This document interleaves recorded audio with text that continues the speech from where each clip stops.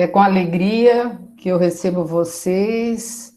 Muitos eu conheço, outros não.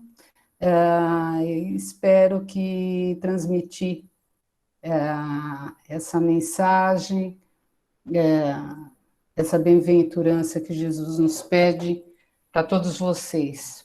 Antes de iniciar, vamos fechando os nossos olhos, agradecendo a Jesus, ao Divino Mestre, a oportunidade que está nos dando de fazer o Evangelho nessa noite. Que nos dê a sabedoria para colocar esses ensinamentos em prática diante dos desafios da vida, no nosso aprimoramento espiritual e no auxílio ao próximo. Gratos que somos, damos iniciada a leitura do Evangelho, oração do Pai Nosso. Pai nosso que estais no céu, santificado seja o teu nome. Venha a nós o vosso reino. Seja feita, Senhor, a tua vontade, aqui na terra como no céu. O pão nosso de cada dia nos dai hoje. Perdoai, Senhor, as nossas ofensas, assim como perdoamos os nossos ofensores. E não nos deixe cair em tentação, mas livra-nos, Senhor, do mal. Porque teu é o reino, o esplendor e a glória para todo sempre. Graças a Deus e graças a Jesus. Como bem disse o Pedro, hoje nós vamos tratar de injúrias e violências, que está no capítulo 9, bem-aventurados os mansos e pacíficos. Itens de 1 a 5. Injúrias e violências. No capítulo, item 1 do Evangelho. Bem-aventurados os mansos, porque eles possuirão a terra de Jesus. Mateus capítulo 5, versículo 4. Item 2. Bem-aventurados os pacíficos, porque serão chamados filhos de Deus. Mateus capítulo 5, versículo 9. Item 3. Ouvistes o que foi dito aos antigos? Não matarás, e quem matar será o réu no juízo. Pois eu vos digo que todo o que se ira contra o seu irmão será réu no juízo, e o que disser a seu irmão raca será réu no conselho. E o que disser és louco merecerá a condenação do fogo do inferno. Mateus capítulo 5, versículos 21 e 22. Bom, esse é um tema que hoje, especialmente na época que nós estamos vivendo, infelizmente é muito comum. Injúrias e violências. O que é injúrias? Isso é um termo que não é muito usual nos nossos tempos. Injúria, a gente pode traduzir como a ofensa que se faz ao próximo, a calúnia, a injustiça. E a violência de que ele trata aqui é a violência não só física, mas a violência moral também. A injúria e a violência que trata o Evangelho são sentimentos negativos que todos nós conhecemos. Por quê? Porque nós ainda somos seres imperfeitos, mas a gente pode destacar outros sentimentos negativos que nós temos também, como a raiva, a cólera, o ódio, o ressentimento. Será que eles estão presentes em todas as pessoas? Nós sabemos que em algumas, como a Madre Teresa de Calcutá, Irmã Dulce, Chico Xavier, eles venceram o domínio desses sentimentos, já tinham realizado o progresso. Tanto que na última encarnação, muitos de nós presenciamos, fomos testemunhas do amor que eles tinham pelo próximo. O sofrimento para eles era o sofrimento que o próximo tinha. No entanto, quanto a nós ainda sentimos raiva, muitas vezes não verbalizamos, engolimos sapo, como a gente diz vulgarmente, mas corrói, se corrói por dentro quando alguém faz algum desaforo para nós. Outras vezes, achando que a pessoa vai nos chamar de bobo, de tolo,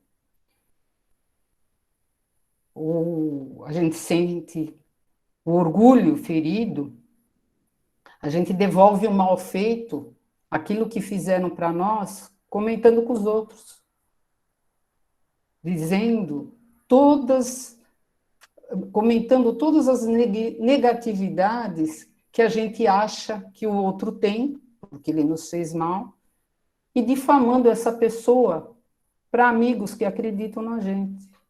Então, nós e aqueles que nos cercam encaminham farpas para uma pessoa que, às vezes, não desejava o mal para a gente.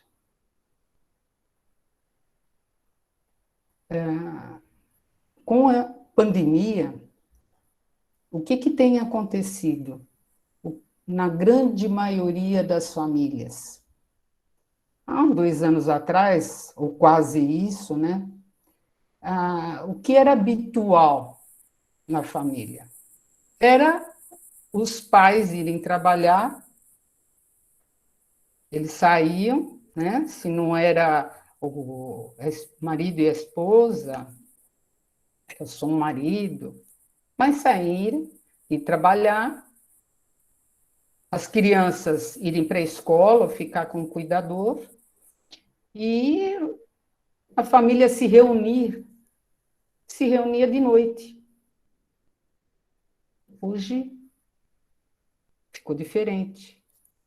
Hoje, os membros da família estão todos reunidos o dia inteiro. Então, pai e mãe que trabalhavam fora, hoje eles têm que trabalhar em casa, ouvindo as crianças, quando têm filhos pequenos, gritando, brincando, falando alto, correndo pela casa. O marido, muitas vezes, chegava em casa, quando trabalhava, né, trabalhava fora, tomava seu banho, ia descansar, assim como a esposa. Agora ele fica o dia inteiro em casa. Então, quantas vezes ele não dá palpite nos afazeres domésticos, que era muito natural para a mulher, que ficava em casa ou não. Então, o que aconteceu com essa situação nova em razão da pandemia?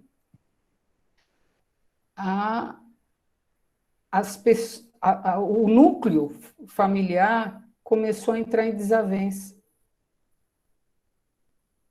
e não se entenderem mais. Os sentimentos negativos, eles começaram a se sobrepor. Começou a faltar a paciência, a tolerância, a falta de entendimento, porque o estresse aumentou. Os afazeres e a falta de um atrativo qualquer, antes se saía, se podia fazer um passeio, sair para visitar os avós, sair para encontrar os amigos, ficou tudo proibido. E isso deixou a família, o núcleo familiar, muito tenso, num estresse profundo. A par disso, algumas entraram em depressão, em pânico, que são sentimentos negativos também. Por quê? Porque causam prejuízo dentro de nós. Fora toda essa situação, a violência, que a gente ouve hoje mais do que antes. Então, hoje, a agressão à criança e à mulher aumentou em razão disso. Isso são fatos que a gente constata, porque toda hora está se comentando, seja na televisão ou num jornal que a gente lê.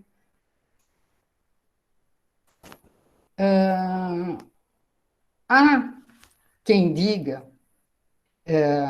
outras situações que têm ocorrido, há ainda quem diga que a violência algumas vezes é necessária, especialmente agora que o país se encontra polarizado politicamente. Então, é preciso que haja uma violência para que se chegue a um senso comum. E ainda tem quem diz que exemplifica essa violência através quando Jesus expulsou os vendilhões do templo. Então, existe um trecho bíblico em Mateus, capítulo 21, versículo 12 e 13.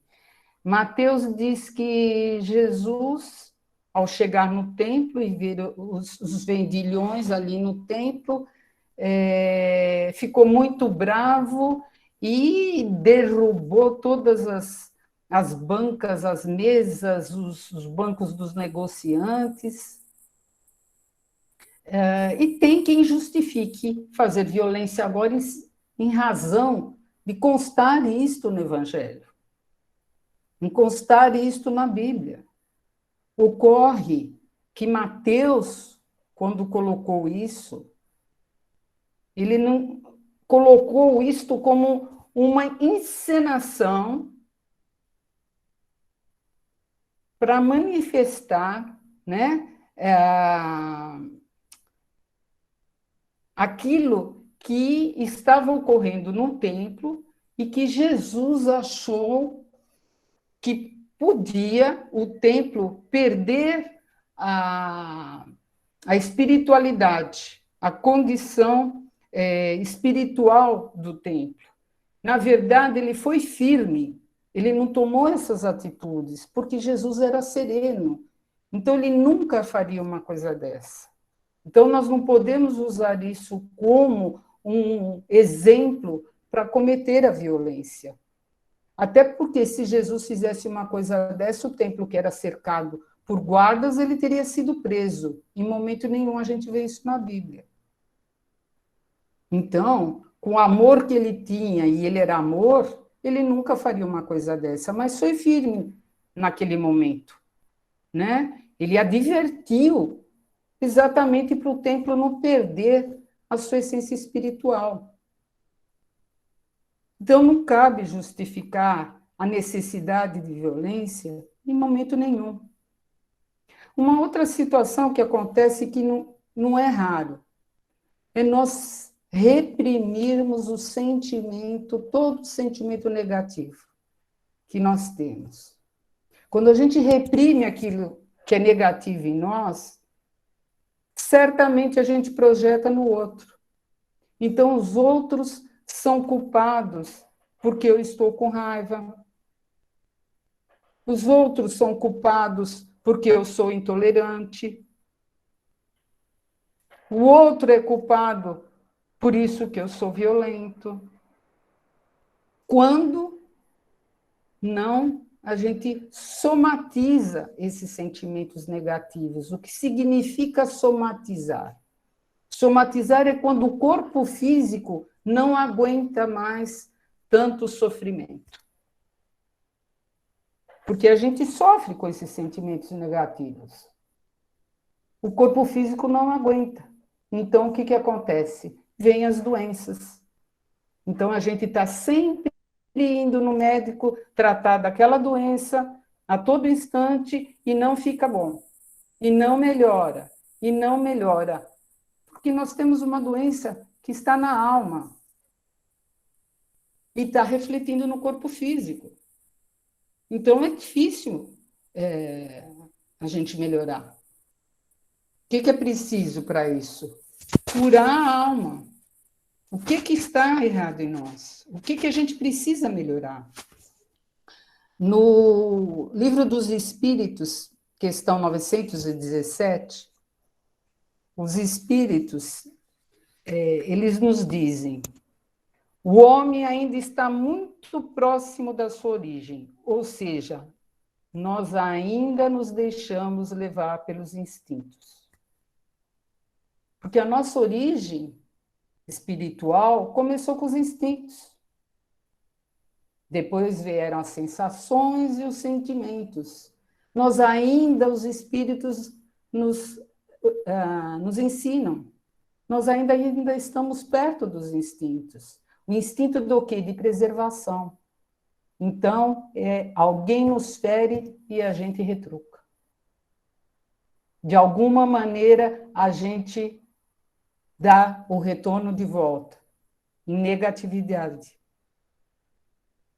E todos esses sentimentos negativos, eles têm como base o quê? O egoísmo. O que é o egoísmo? Gostar de si próprio de forma exagerada. E isso acontece por causa desses instintos, especialmente o instinto de preservação que a gente ainda tem. A gente quer se proteger a todo instante. Mas hoje a gente tem conhecimento. Então, isso tem que ser moderado. Nós temos que gostar de si próprio. Gostar de si próprio é se respeitar. E quando a gente se respeita, a gente respeita o outro. A gente não agride. Nós não precisamos fazer isso. Como é que eu posso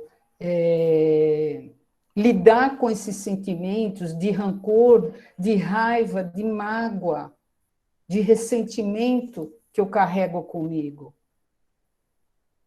Como é que eu posso resolver isso? Voltando para si mesmo. Ou tendo um olhar misericordioso consigo próprio, sem julgamento, escutar os seus sentimentos. Por que eu estou sentindo isso? No que aquela pessoa me falou que me deixou assim? Ela tem razão? Se ela tem razão, por que eu não posso rever essa atitude, esse pensamento? Mas se ela está equivocada e eu tenho convicção plena que eu estou certa, por que eu estou me deixando ferir por aquilo? Que tipo de atitude eu vou passar para o outro se eu estou agindo dessa forma, se eu sinto dessa forma? Os espíritos, ainda naquela questão 917 do Livro dos Espíritos, também dizia algo muito interessante, que as pessoas, em sua grande maioria, são egoístas. E a gente acaba sendo egoísta por conta do egoísmo do outro. Como o outro pensa só em si, eu acabo pensando só em mim também. E assim, pensando dessa forma, será que a gente consegue evoluir? Por isso que é importante se conhecer. O que eu desejo para mim? Acho que todos nós desejamos a paz. É esse o reino dos céus que Jesus nos promete. Mas se eu desejo a paz, eu preciso ter paz dentro de mim. Se eu convivo com alguém que não está bem, que por uma razão qualquer eu até posso desconhecer, que está estressado, por N razões, seja trabalho, família, questão de saúde, vamos procurar entender que o outro é um ser humano que tem suas necessidades, que nem sempre está bem. E que pode, sim, às vezes, falar aquilo que não gostaria, que desejaria. Não podemos levar tudo a ferro e fogo, porque nós somos também assim. De vez em quando a gente fala aquilo que não gostaria de ter falado. Mas isso não significa que a gente deva continuar sempre fazendo igual. A gente pode mudar, a gente pode fazer diferente. E o que nos ajuda a mudar, a ser diferente, a conquistar, a ter paz? O que nos ajuda muito? O Evangelho de Jesus. Por isso que a gente sempre alerta para fazer o Evangelho, no nosso caso, o Evangelho segundo o Espiritismo. Porque o Evangelho segundo o Espiritismo ele é um lenitivo para nós. Ele nos explica por que a gente está sofrendo, por que a gente está agindo mal com aquela pessoa, por que aquele familiar a gente não consegue se dar bem. Ele explica. Então, o Evangelho alimenta a nossa alma num momento tão difícil que todos nós estamos passando. Porque aqui todos somos seres imperfeitos. Ninguém está batendo asinha já indo para o céu. Então, quando a gente faz o Evangelho, a gente tem um entendimento melhor. A gente se educa moralmente. Educa os nossos sentimentos, que é o que os Espíritos nos ensinam nessa mesma questão do Livro dos Espíritos, educação. Quando a gente se educa moralmente, quando a gente começa a conhecer melhor aqueles sentimentos, poxa, eu me irrito com muita facilidade. Por quê? Por que mexe tanto assim no meu orgulho? Por que eu fico tão irritada quando alguém diz isto ou aquilo? Vamos procurar refletir isso em cada um, em cada situação. Por que eu não gosto que as pessoas façam isso ou aquilo comigo? Por que eu não sou mais tolerante? Esses questionamentos são importantes para a gente ir se tornando aos poucos pessoas melhores e fazer o mundo melhor também. Não é do dia para a noite que a gente vai melhorar, mas a gente tem que dar um passo por vez. Tem que estar sempre dando um passo adiante. Vai errar, nós vamos continuar errando. Faz parte da nossa evolução. Mas a gente tem que fazer um esforço para. Não adianta eu fazer a leitura do Evangelho, ali tá bom, pronto, já está lido. Não. Esse trabalho interior todos nós temos que fazer para nós, para o nosso bem, para o bem do próximo, porque quando a gente está bem, a gente tem um olhar diferente para o outro. A gente consegue ser mais humano no olhar que a gente tem. A gente consegue entender melhor as dificuldades do outro. Por isso que Jesus diz: a caridade acima de tudo. O exercício da caridade. O exercício da caridade para conosco e o exercício da caridade para com o outro. Porque quando eu não dou caridade para mim, não faço caridade para mim, difícil fazer caridade para os outros, né? Dar um pacote de arroz, de feijão, mandar as roupas que não usa mais, é tranquilo. Isso é fácil. Mas a caridade, a gente sabe que começa com um sorriso, com um bom dia. Não ficar sempre de cara feia. Por que eu estou assim hoje? Por que eu posso estar melhor? O que está me deixando tão abatido assim? A gente precisa mudar esse estado. A gente não pode se acomodar, porque a gente acaba ficando sempre naquela situação de que está tudo mais ou menos. A gente precisa olhar e ver a vida com mais positividade. Por mais que a gente pareça que está tudo mal, nós estamos aqui, todos vivos, né? Então, com alegria, a gente tem que continuar a vida. Sem a violência, seja física ou moral. Antes de falar alguma coisa, pensar. Meu companheiro hoje não está bem. Hoje ele não está, eu estou vendo que ele não está legal. Então deixa ele na dele. Ele vai passar, isso vai passar. A companheira não está boa, estou vendo que ela está nervosa. Ixi, está sempre pegando no meu pé. Eu quero fazer uma coisa, ela pega no pé, isso aqui não está bom, ela pega no pé. Vamos ser mais tolerantes. Não é fácil conviver em família, quem era um, dois, e agora às vezes tem quatro ou cinco dentro de casa. Não é fácil, porque todos nós somos diferentes. Não é porque é família e todo mundo é igual. Não, cada ser é um ser. Então, cada um tem que ter a sua cota de paciência. Um pouco mais, né? Um pouco mais de olhar para o outro.